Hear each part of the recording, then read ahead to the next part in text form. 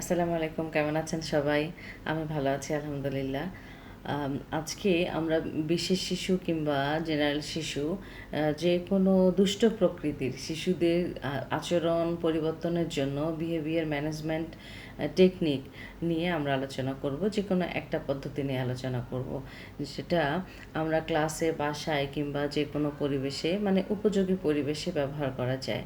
এটি হচ্ছে এক ধরনের মানে নেগেটিভ আচরণকে পরিবর্তন করে পজিটিভ আচরণে কিভাবে রূপান্তর করা যায় হচ্ছে তারই কিছু টেকনিক, যার মাধ্যমে আমরা বিশেষ শিশু কিংবা রেগুলার শিশু যাদের কিনা মানে নেতিবাচক আচরণ করছে রেগুলার, কিংবা আমরা তাকে পরিবর্তন করতে পারছি না, তাদের জন্য আমরা এই পদ্ধতি অ্যাপ্লাই করলে আমরা আশা করি ভালো রেজাল্ট পাবো।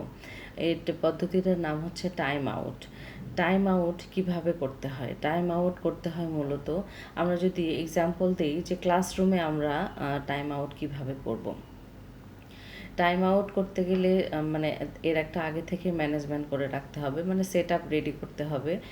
যেখানে আমরা টাইম আউট দিব বা করব সেই জায়গাটা যেন নিরাপদ থাকে, শিশুর জন্য যেন ক্ষতিকর জায়গা না হয়, যেমন কোনো কোনা কাছের জিনিস কিংবা ভাঙা কিছু, মানে শিশু আহত হয়, ব্যথা পায় মতো ওরকম জায়গা দিব না। নিরিবিলি একটু ভালো মানে পরিবেশে তাকে আমরা টাইম আউট দিব।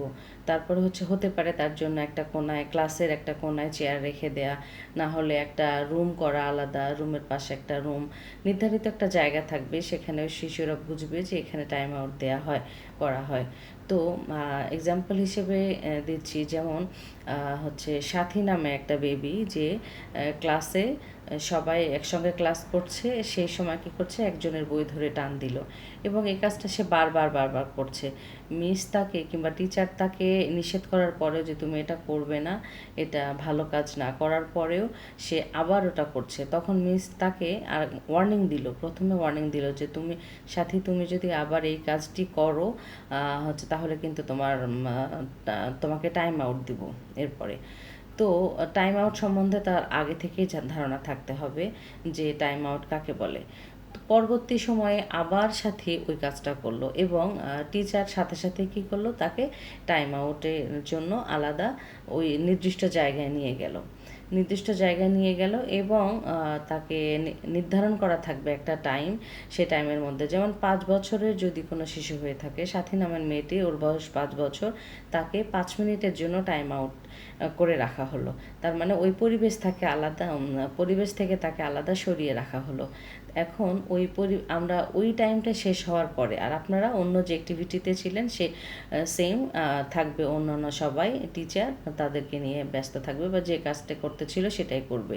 5 মিনিট শেষ করে টিচার আবার সাথীকে রুমে নিয়ে আসবে, ক্লাসে নিয়ে আসবে, নিয়ে আসার পরে পুনরায় তাকে ওই কাজের জন্য, মানে তারা যে কাজটি করছিল সে কাজটি করতে দেয়া হবে। এবং ওই টাইম আউটের পরে যদি সাথী আবার ভালো কাজ করে, মানে সে আর ওই দুষ্টুমিটা না করে, তখন কিন্তু তাকে আবার পজিটিভ রিইনফোর্সমেন্ট দিতে হবে যে না, এতক্ষণ তুমি ভালো করেছিলে বা সুন্দরভাবে ছিলে, দুষ্টুমি করনি, এই জন্য তোমাকে অনেক অনেক ধন্যবাদ, না হলে একটা আদর করে দিলেন, হাক দিলেন, যে কোনো কিছু পজিটিভ একটা রিইনফোর্সমেন্ট দিবেন। এতে করে হবে কি যে শিশু ক্লাসে থাকতে পছন্দ করে, তাকে সবার কাছ থেকে আলাদা করে নিয়ে যাওয়া হলো, তার মানে কি তার পছন্দের জিনিসটাকে বাদ দিয়ে অন্যখানে পানিশমেন্ট স্বরূপ ওখানে দিয়ে দেওয়া হলো, বা তার পছন্দের জিনিস থেকে সরিয়ে দেওয়া হলো। এই যে তার মনে হয়তো বা একটা রিয়েলাইজ বোধ আসতে থাকবে এবং পরবর্তীতে আস্তে আস্তে সেই কাজটি করা বন্ধ করে দিবে। আর এটি আমরা টাইম আউট কখনো দেরি করে দিব না। যখন আমরা টিচার বলবো, ডিসাইড করব যে এখন টাইম আউট দিতে হবে, তখন শিশুকে বলে এবং সাথে সাথেই সেটা দিয়ে দিতে হবে, এবং অনেকক্ষণ টাইম করা যাবে না, নির্দিষ্ট টাইমের মধ্যে শেষ করতে হবে।